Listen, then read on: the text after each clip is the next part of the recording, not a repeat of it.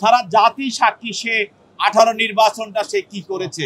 দীর্ঘদিনের আকাঙ্ক্ষা একজন বিতর্কিত এবং অবৈধ প্রধান নির্বাচন কমিশনার, যাকে নিশিরাতের নির্বাচন কমিশনার বলা হয়, AKM নুরুল হুদা। তাকে আপনারা জানেন যে উত্তরায় এলাকার জনগণ তাকে ধৃত করে তাকে পুলিশের হাতে সোপর্দ করা হয় এবং ইতিপূর্বে তার বিরুদ্ধে মামলা ছিল।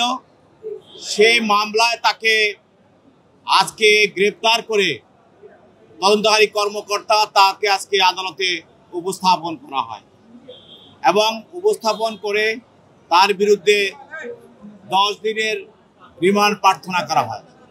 আপনারা জানেন যে এই বিতর্কিত নিশিরাতের প্রধান নির্বাচন কমিশনার AKM নুরুল হুদা ছিল শেখ হাসিনার একজন অত্যন্ত সহযোগী এবং আস্থাভাজন ব্যক্তি। গত 18 সালে যে নির্বাচন হয়েছিল, 30/12/18 তারিখে যে নির্বাচন হয়েছিল, সেই নির্বাচনে সে বাংলাদেশে একটি বিতর্কিত নির্বাচন জন্ম দেয় এবং ওই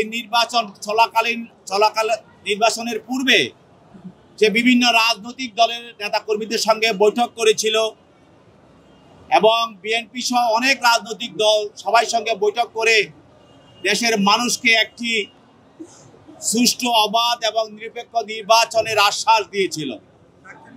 কিন্তু আমরা দেখলাম কি 30/12/18 তারিখে জনগণ দেখলো যে সে এই নুরুল হুদা সে এবং তার অন্যান্য কমিশনার বৃন্দ সারা বাংলাদেশের সকল ডিসি এবং ইউনোর মাধ্যমে সে দিনের ভোট রাতে ব্যালট বক্সে তারা এগুলো ভরে দিয়ে সকালবেলা তারা ঘোষণা করেছে যে আওয়ামী লীগ বিজয়ী হয়ে গেছে এবং নির্লজ্জভাবে প্রধান নির্বাচন কমিশনারের যে কার্যালয়ের সামনে যে নির্বাচনী রেজাল্ট বোর্ড দেখানো হয়, সেখানেও সে নির্লজ্জভাবে তার লোকের মাধ্যমে সে বিভিন্ন এলাকায় সে দেখিয়েছে যে কিভাবে ভোট চুরি করে সবাই তাদেরকে নির্বাচিত ঘোষণা করা হয়েছে। এছাড়াও সে বিভিন্ন ডিসি এবং বিভিন্ন এসপি এবং টিওনো সহ সবাইকে ওসি সবাইকে সে নির্বাচন কমিশনের পক্ষ থেকে সে অর্থ যোগান দিয়েছিল। আজকে তদন্তকারী কর্মকর্তা এই ধরনের বক্তব্য বিষয়গুলো আদালতে উপস্থাপন করেন। তার বিরুদ্ধে আজকে অভিযোগ যেটা আনা হয়েছে সেটা হলো যে সে এই নির্বাচন নিয়ে যে সে একটা অবরোধমূলক ষড়যন্ত্র করেছে সরকারের সঙ্গে, সরকারের আজ্ঞাবহ হিসাবে, এবং অবৈধ নির্বাচনকে সে বৈধ নির্বাচন ঘোষণা করেছে। এছাড়া সে সরকারের অন্য এজেন্সি যারা এই অবৈধ নির্বাচনের সঙ্গে সম্পৃক্ত ছিল তাদেরকে সে সহায়তা করেছে।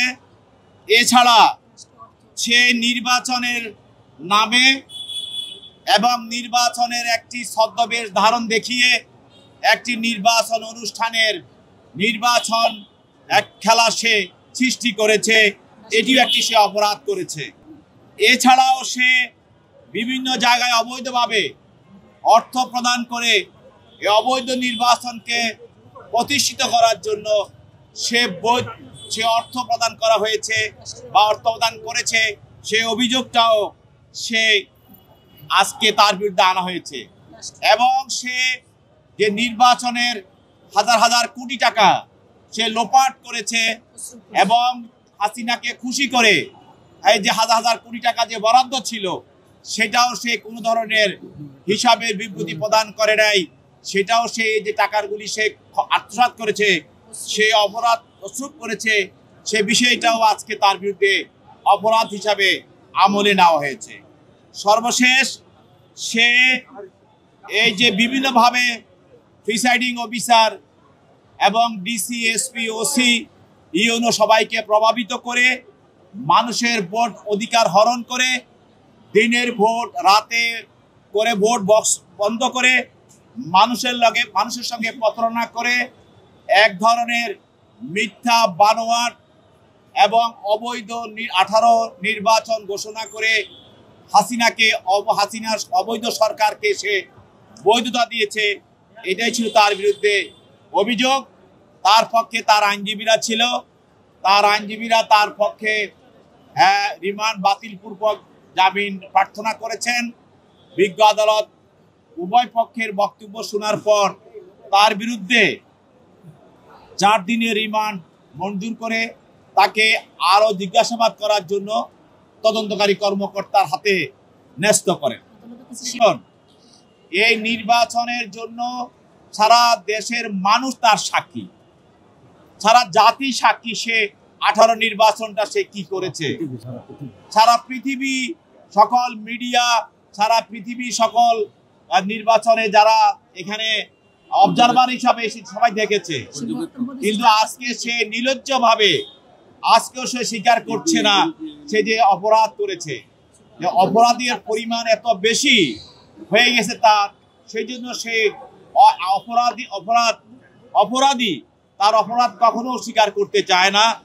সে আজকেও তাকে আমরা দেখলাম সে মনে হচ্ছে তাকে যদি এখনো বলা হয় যে আপনার একটি অবৈধ নির্বাচন করেন, সে দায়িত্ব নিতে বোধহয় রাজি আছে।